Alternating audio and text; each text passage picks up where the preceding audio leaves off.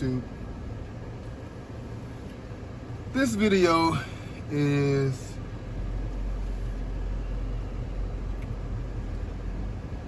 going to be called The Truth About Starting a Lawn Care or Landscape Company. This is not for the weak at heart. This is for those in the state of Georgia. And it's just to give you guys the truth, because I know there are a lot of videos out there where people are somewhat making it seem not on purpose. They're actually, these videos that I see on YouTube are mainly used to encourage people that they can't start businesses. And I personally, I have a lot of people in the landscape community that I have a lot of respect for. I'm happy that you have some channels that are blowing up. And I'm definitely not trying to be a hater, you know, because sometimes when people come out and tell the truth, the first thing we like to think is that somebody's hating. Well, let me just clarify. I was in the landscaping business 14 years, give or take. I kept, for the most part, like my last year or so, I kept around between 70 and 80 clients, you know what I'm saying? And sometimes it'd be down to 60, 50, but for the most part, we kept work, put it that way, stayed busy. And had the zero turns, nice walk behinds, the trailers, 2 backpack Husqvarna blowers, you know what I'm saying? All that stuff, man. 12-foot brand new trailer. All my equipment is brand new. You know what I'm saying? 4 or 5 weed eaters. So I'm not hating at all. I don't have to tear anybody else down in order to make myself look good. I'm not that type of person. So let's just make sure we get that out of the way. This video is for those that are trying to figure out what to do in life. And you may be on the fence of trying to figure out whether I should cut grass or what else is there to do. Well, I came in with this video because, I come in with this content to kind of give you a different perspective of cutting grass. Now think about it like this.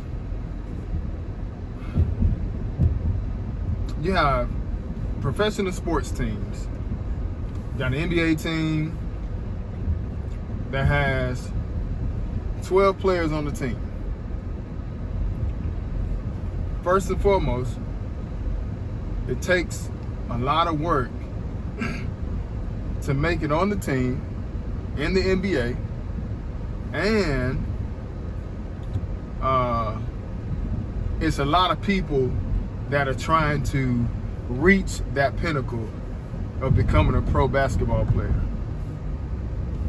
And if you happen to attain that success, that's fine, that's good.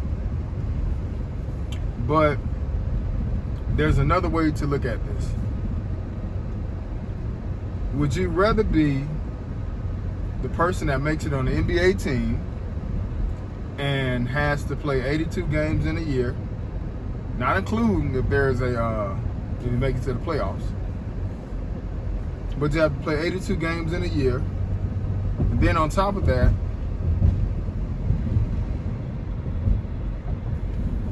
you have to leave your family, back-to-back games, leaving your family, you know what I'm saying? And this is going on probably about from December to June, right? So 7 months out of the year, from December to June, you're away from your family. And I understand you're getting paid good and stuff like that, but I'm just giving you another perspective. And then on top of that, you get into the league, we'll say on average after college, so we'll say around 21, 22. And you have a average lifespan in the NBA, we'll say 6 or 7 years, right? But you have a lifelong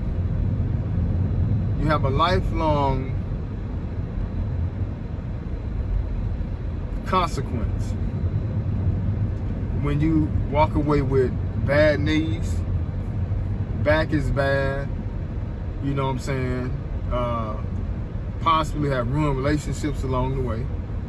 But that, we're gonna stay away from the personal part. We're just gonna stick to the body parts. Knees are messed up, you know what I'm saying? And that's just basketball. What about football? You playing football, you running up and down a football field 17 games in a year, messing your knees up, breaking ankles, not to mention breaking ankles and breaking all different types of things in the NBA as well. But definitely in a full contact sport like football, you're definitely hurting yourself, right? And after the game is over for you, you still have to deal with the repercussions outside of the NFL. And somewhat, not as much though, in the NBA. So would you rather do that, make money, good money of course, and there's nothing wrong with that, because that's what I want you guys to realize, is that I'm not saying that you can't make money, good money in landscaping or cutting grass. Not saying you can't make good money, because it's real good money in it. It's a lot of labor involved. But on the other hand, would you rather be the owner of the NBA team or the owner of the NFL team? Because the owner of the NBA and NFL team are sitting up in the boxes watching the football player run around the field, watching the NBA player run up and down the court while he makes the money. And he's barely doing any work at all. You know why? Because either it's long money that has been inherited from his family, or he was wise enough to do things with his money where he wouldn't have to hurt himself. Maybe he didn't have the talent to play football or basketball. So he acquired this team another way. But he doesn't have to do the work, right? You're making $100 to play basketball. He's making $100,000 to manage that basketball team and own that team. Which one would you rather have? Something to think about. I say that because out here cutting grass, it's real good money in it. So I'm not hating on nobody. The Lord took care of me, my family, cutting grass for many years, and I'm definitely appreciative of it. But there are absolutely downsides to cutting grass. First and foremost, this is not something you want to be out here doing by yourself in the heat of the summertime. Okay? Something you're going to have to do, get up early in the morning and knock it out. I would suggest if you by yourself, 5 or 6 yards a day. If you do that every day for a week, you know, keep doing that throughout the season, you can make pretty good money. 5 or 6 yards, hey man, you know what I'm saying? If you want to do 10 yards, that's up to you. But I'm just going to be honest with you. You know what I'm saying? I'm being absolutely honest with you. If you like the heat, then you go ahead. But that's what it requires, being out here in this field, working out in this heat, putting a lot of stress on your body. Cutting grass, weed eating, edging, blowing, you know, then on top of that, not to mention pine straw, cleaning out flower beds, not to mention all those things. See, people, you see videos and people doing this, and you see the quick editing of the camera. So you're not really able to really, you know, get a good grasp of it until you actually get out here and do it yourself. But not only that, like I say, you cutting, you have to deal with this, especially deal with all the things that come with this. Also, when it come deal with the things that come with cutting grass, I should say. But also, you have to deal with the times that it rain, getting backed up. Also have to deal with people trying to lowball you, because regardless of what people say, regardless of how people make it look, you are considered at the bottom of the totem pole when it comes to dealing with these properties, cutting these yards. That's what you are. You are somebody that cuts the grass. That's it. You're somebody that cut the grass. And that's how you looked at.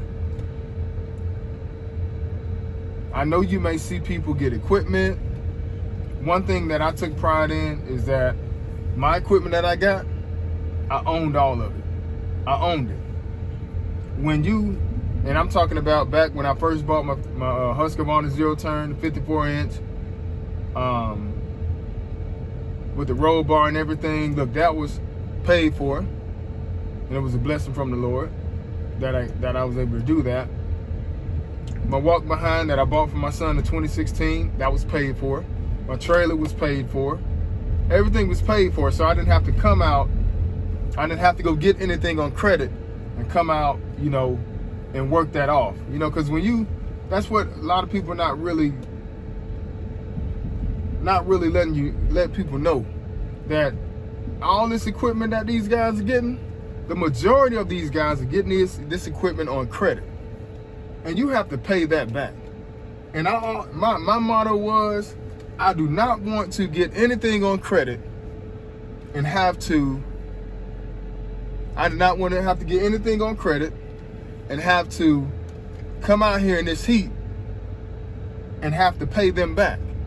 So my first year, I went out and got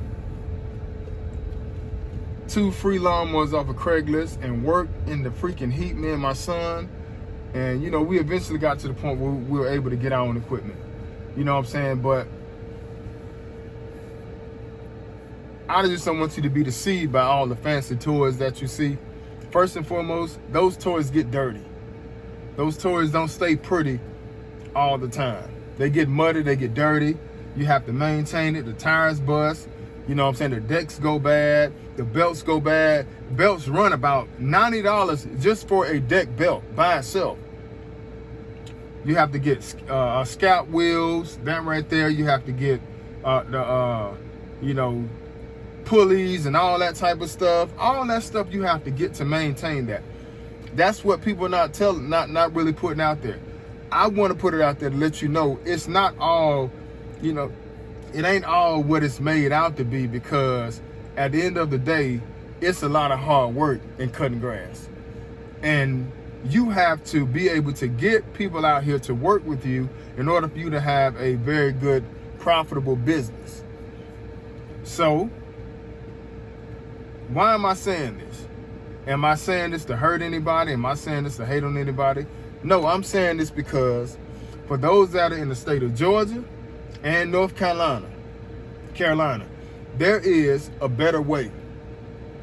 And there's something that's way more lucrative than getting out here in this heat and cutting this grass. Now, if you're not good at studying and taking tests and stuff like that, then I understand, this may not be for you. If you just like to be outside in the elements and cut grass and make $45 or $65 an hour on a yard, that's fine. But for those that want to have a profitable business where you can scale way more than what you can in cutting grass, then this is for you. And I'm talking about ornamental turf and pest control. And what do I mean by that?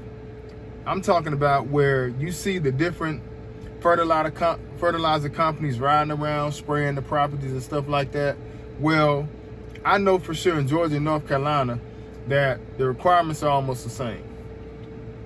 All you have to do is take a test. There's a test in Georgia, it's called Category 24. You have to take the General Standards test. That's 97 questions on that test. Category 24 is 100 questions on that test. And your license will, once you pass the test, your license will be reciprocal with the state of North Carolina. So you can pay a $25 fee and also get a license in North Carolina and set up over there as well. But with this, it's gonna take a few years for you to get a clientele up, right? It's gonna take a few years for you to get a clientele up when it comes to building up customers as far as cutting grass is concerned. Everything is gonna boil down to marketing. But I wish somebody would have told me 14 years ago, or even 10 years ago, about the Category 24 and ornamental pest control. I wish someone would have told me about that, because I would have more than likely been out doing this and making a whole lot more money, right? So if on average, the average pay for this is $1,000 a day, that means the pay for this, the most, well, probably, if you're going $1,000 a day, you're making $240,000 a year just spraying properties. That's it. The time you spray it is way less than cutting grass. You can get out in the morning and spray the properties and be back in before the sun comes up. So back to the NBA and NFL analogy, your back ain't gonna be messed up. Your knees not gonna be messed up. You're gonna be at home, have time to spend time with your wife and kids.